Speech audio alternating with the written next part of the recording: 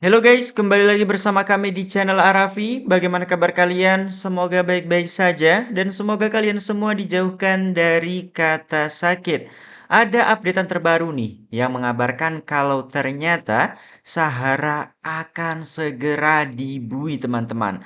Hal ini diungkap dalam postingan terbaru Mama Ria teman-teman. Ini dia videonya.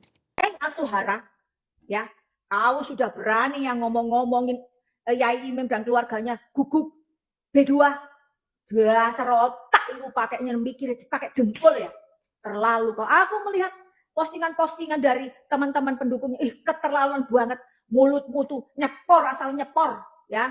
Ini lihat teman-teman ya, kalian ya, orang seperti ini nggak pantas ngajar. Memang kok terlalu. Kalian lihat ya, postingan ya Imim lagi mau ngajar, tiba-tiba didengerin suara karaokean keras-keras, apa enggak jengkel? Ngono iku sing jarak itu awakmu. Kok katanya Bu DS yang menelpon mama yang menghasut mama itu jarine ya Imim sing jarak. Malah mahasiswanya lari enggak mau menambah masalah lagi digundang, sok kongkon nang omahe. Iku lah wis keterlaluan kan. Seolah-olah kalau nang gruduk nang omahe kok diomongnya lain gitu loh. Iki lo ngomong orang joget-joget wis tenang moro-moro buyar dikanu dhek gak mau ngikut-ngikut masalah supaya ndak tambah berlanjut. Lah kok raimu untung lambemu cepor iku. Kok bisa yang ngomongin Yai Mem itu pakai guguk-guguk sama B2? Kok terlaluan ya? Nah itu ya teman-teman ya, Sahara diprediksi Hard Gumai akan segera masuk bui. Dan Mama Ria juga mengungkapkan kalau mulut Sahara itu memang terlalu ceplas-ceplos ya, terlalu mengata-ngatai orang dengan seenaknya teman-teman. Ngaku lulusan santri, tapi bahasanya kepada orang yang lebih tua seperti itu teman-teman. Bagaimana pendapat kalian? Dan ada juga postingan terbaru dari Bude Eeng yang menganggap kalau Sahara ini memiliki gangguan mental teman-teman. Mengapa sosok Sahara dianggap memiliki gangguan mental? Mari kita simak penjelasan dari Bude Eeng ini teman-teman. Ini dia videonya. Bisa iya atau tidak? Kita bahas agak panjang ya. Tapi fokus pada karakter Sahara yang saya lihat dia karakternya kalau memusuhi orang, dia ingin orang itu sejatuh-jatuhnya dan dia akan mencari pasukan sebanyak-banyaknya untuk mempengaruhi, untuk ikut membenci musuhnya sampai dia menemui mantan suami dan mantan istri pasangan mereka itu ya yang dimusuhin. Ini penting kita bahas. Rada panjang ya. Saya nanyain ke Gemini. Saya poin-poinnya aja baca. Sudut pandang karakter sifat kepribadian dalam konteks yang saya sebut, perilaku semacam itu dapat dipicu oleh beberapa sifat atau sindrom psikologis non-klinis, yaitu crab mentality, mental kepiting ya, dia tidak suka orang lain ikut sukses. Extreme envy, iri hati yang ekstrim. Controlling dan manipulatif personality, kepribadian pengendali dan manipulatif. Sudut pandang kemungkinan gangguan kepribadian, narcissistic personality disorder, borderline personality disorder. Ini masih banyak ya, tapi kita mungkin dia salah satunya. Ini hanya disclaimer ya, dari awal saya melihat berbeda gitu loh. Jadi ketika ada orang yang menggebu-gebu menjelekan orang lain, malah kita harus waspadai orang itu seperti apa. Bukannya malah kita membenci orang yang bermasalah dengan dia. Jangan, karena kita bisa aja kita terjebak gitu loh, kayak Pak RT. Dalam kehidupan kita, kalau ada yang baik berlebih, perhatian berlebih, royal berlebih, waspadai. Pasti dia punya mental seperti yang saya sebut di atas. Nah itu ya guys ya, bisa jadi kalau Sahara ini mungkin mempunyai sedikit gangguan mental seperti yang disebutkan oleh Bude Eeng kalau ternyata orang yang memiliki kepribadian seperti itu, contohnya orang yang tidak ingin melihat orang lain sukses, orang yang memanipulatif. Orang yang manipulatif ini maksudnya adalah orang yang sering memengaruhi orang-orang di sekitarnya, teman-teman. Dan orang juga yang disebut narsistik itu, teman-teman. Nah, bagaimana tanggapan kalian? Apakah Sahara masuk dalam kriteria gangguan mental seperti yang disebutkan oleh Bude Eeng? Tulis pendapat kalian di kolom komentar, teman-teman. Indonesia Orang yang ngiu tuyul ya memelihara tuyul tuyul atau setan atau datang ke tempat-tempat apa ya nyadran istilahnya pesugihan itu uangnya banyak tapi sakit-sakitan percuma ta. Tapi kalau hisib bareng ya di samping uangnya banyak juga kuat contohnya saya odok ngorek neng pinggir kali mas ya wis tuwek ngono ning gak mari tang ding tong tak dumblung.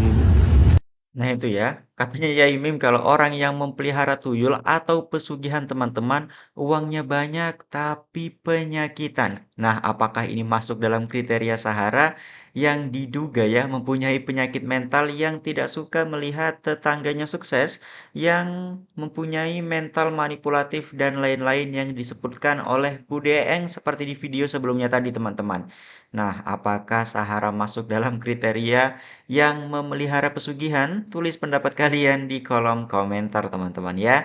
Dan mengenai sosok Sahara yang mengaku santri dan suaminya juga yang disebut oleh Sahara merupakan seorang santri, ini ditanggapi oleh salah satu warganet yang dianggap kalau tindakan seorang santri ini tidak mencerminkan, tidak terlihat dalam kepribadian Sahara ini, teman-teman. Ini dia videonya. Mbak Gurun, saya bingung deh. Ngapain sih kamu bilang, saya santri, suami saya santri? Saya seorang santri, tidak ada yang namanya mantan santri. Suami saya santri, dan juga di lingkungan tempat tinggal kamu tuh mayoritas educated people. Kalaupun memang bener iya, mendingan gak usah diakuin. Karena santri itu yang dilihat adalah akhlaknya, bukan label bahwa Anda seorang santrinya. Semakin kamu bilang bahwa kamu seorang santri dulunya, apakah pantas seorang santri memperlakukan seorang kiai seperti itu? Terlepas Kiai Mim ini adalah seorang kiai, penghafal Al-Quran, orang kaya, pantaskah perlakuan Anda sebagai santri seperti itu kepada orang yang lebih tua? Dan Anda bilang suami Anda juga santri, yang seharusnya bisa memimpin istrinya untuk berkelakuan sopan santun terhadap orang yang lebih tua? Apakah nggak lebih parah nih penilaian orang terhadap kalian berdua? Anda nendang Kiai Mim. Oh, nggak kena. Betul, semua orang juga tahu nggak kena. Tapi telapak kakimu itu loh, sampai sejajar dengan muka orang laki-laki yang seharusnya pantas jadi bapakmu. Harusnya sebagai seorang santri, kamu menunjukkan adab yang baik. Kamu manusia biasa, betul. Kamu bisa marah, bisa nggak puas, bisa kesel, bisa mengkritik. Memang betul, tapi adabnya itu ada. Kalau kamu sampai ngatain orang yang lebih tua daripada kamu, dugong, mati aja. Cepat angkat pavingnya, kutumbuk enggak nanti. Apa? Kok nggak mati? Sikap menendang, coba deh tanya teman-teman kamu sebagai seorang santri ya. Pantes nggak apa yang kamu lakukan itu? Kalau kamu menjadikan santri itu hanya sebagai label buat kamu untuk mencari kebenaran, kamu salah banget. Justru sanksi sosial 2 kali lebih parah ketika kami tahu bahwa kamu dulunya seorang santri. Kan seharusnya seorang santri justru menunjukkan adab yang baik kepada seorang kiai. Dan masih banyak lagi tuh video-video Anda yang nggak pantas. Istighfar. Nah itu ya teman-teman ya, seperti yang diungkapkan tadi, jika label santri digunakan untuk memancing simpati para warganet sehingga berpihak lagi kepada Mbak Sahara, itu dianggap sangat salah fatal, teman-teman. Karena hal ini justru malah memicu reaksi netizen dan menganggap kalau seorang santri seharusnya bisa berperilaku lebih santun dan lebih sopan. Walaupun kita ketahui kalau semua orang juga bisa marah, bisa emosi, tapi perlihatkanlah sosok perilaku santri, bagaimana saat marah, bagaimana saat emosi. Perlihatkanlah bagaimana santri itu bisa mengendalikan diri, bisa bersabar dan bisa menghargai orang yang lebih tua, teman-teman. Itulah tradisi atau budaya yang seharusnya ada di negara kita, di mana kita seharusnya bisa menghargai orang yang lebih tua dari kita, dan kita juga bisa menjaga ucapan kita kepada orang yang lebih tua daripada kita, teman-teman. Nah, mungkin saking jengkelnya teman-teman ya, ada juga nih video saat Yai Mim menantang dan mengajak berkelahi Agil dan Fikri, teman-teman. Ini dia videonya. Di pakai saji itu ada ring tinju. Itu kalau laki-laki itu naik ring sana. Loh, serius itu. Loh, ada wasitnya itu loh. Kayak sampean nantang gelut aku tinju apa tarung bebas neng ring ngono. Ojo neng ngene iki, lek neng ngene iki gak apik kan wasite. Paling setengah apa? Satu ronde mati kowe karo aku. Tapi ono ringe, ono wasite, oke? Mani apa ora? Mani ora? Kowe nantang aku jak bunuh-bunuhan, tapi mau aku lek neng kalau di bebas nggak mau. Ngomong apa? Loh, kok ngomong apa? Loh, kamu yang mengatakan, ayo kita silakan ya laki-laki. Ayo videonen. Ayo laki-laki di atas ring. Kiai men le.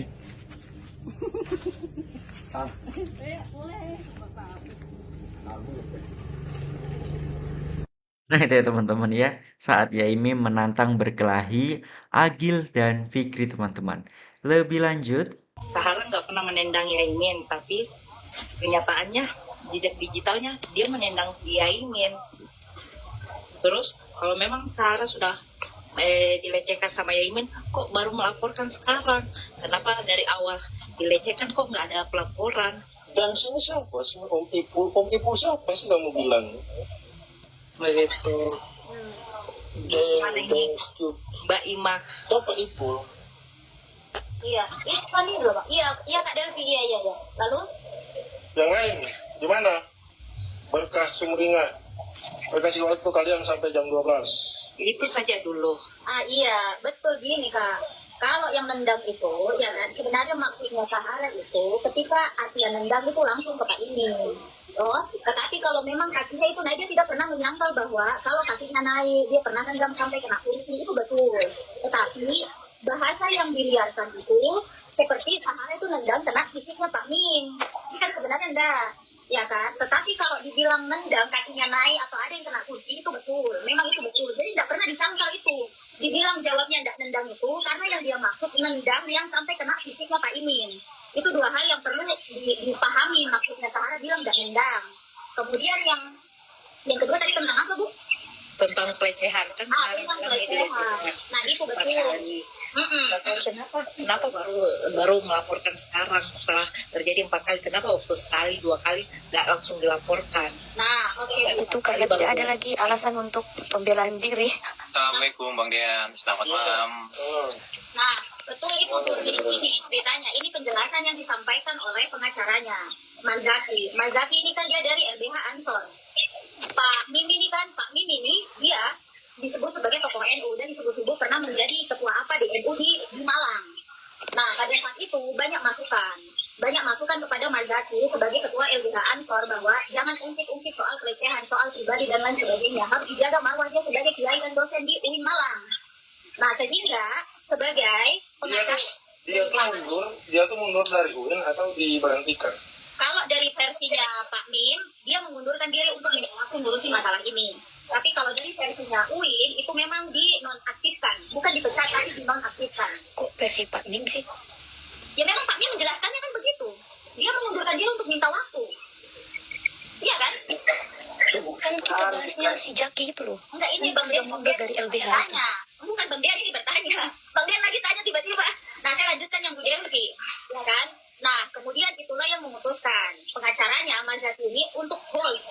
Jadi hold, jangan lapor dulu ke sana, masukan dari kiai, masukan dari apa? Karena Pak Min pernah menjadi ketua, ya kan? Jadi gini gini Saya jawab dulu pertanyaan Bu Delvi, Street Fighter nanti ada bagiannya lagi, oke? Nah itu Bu Delvi yang memang membuat kenapa soal pelecehan ini dia tidak dilaporkan, ya kan? Dan ini menjadi salah satu penyebab kenapa disebut Sahara itu ngamuk, ya kan? Saya bilangnya itu ngamuk brutal kalau bilang ke Sahara. Saya bilang ke Sahara juga, kelakuanmu itu sampai ngamuk brutal begitu itu tidak menunjukkan bahwa kau ini, ya kan ya, kau ini orang yang berpendidikan. Saya juga marah ke Sahara begitu, gitu kan. Nah, penjelasan kenapa pelecehan itu tidak dilaporkan di awal karena begitu ceritanya Bu Delvi. Mohon maaf, Mbak. Ini kan pelecehan ini terjadi sebelum terjadinya parkir kan? Kenapa belum terjadinya parkir? Kenapa Mbak Sahara nggak melaporkan Yaimin? Bu, iya. Kenapa pas pada saat di video itu tidak pernah dia bahas pelecehan, dia cuma bahas tentang parkir gitu loh. Ima, kamu bilang pengacaranya si Sarah. Ternyata memang Jadi gini, Mak. satu Indonesia nih ikut barangin ya. Jadi gini, Mak. Kenapa aku bilang pengacaranya si Sahara, dia menjaga marwahnya Yaimin. Karena dia orang NU. Tapi kenapa di podcast di mana-mana selalu mereka giring ke pencabulan. Pencabulan kenapa nggak sekalian laporin aja dari awal.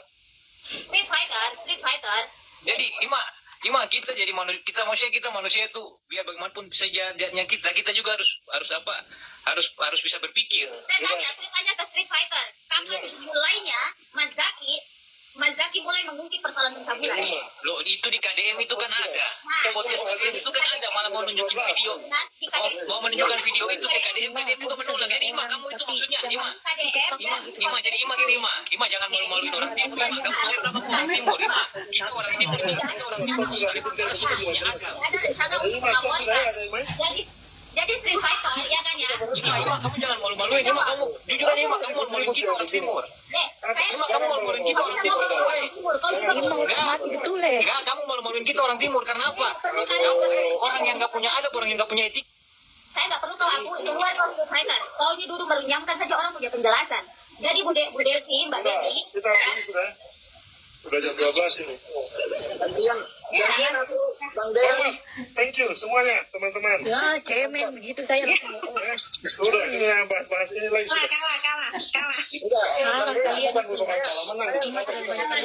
Mati betul ya. Jadi tontonan aja sih. Saya cuma tidak sama aja. Ima terlalu banyak bicara sekali. Iya, tanya, aku banyak Patah mau bicara.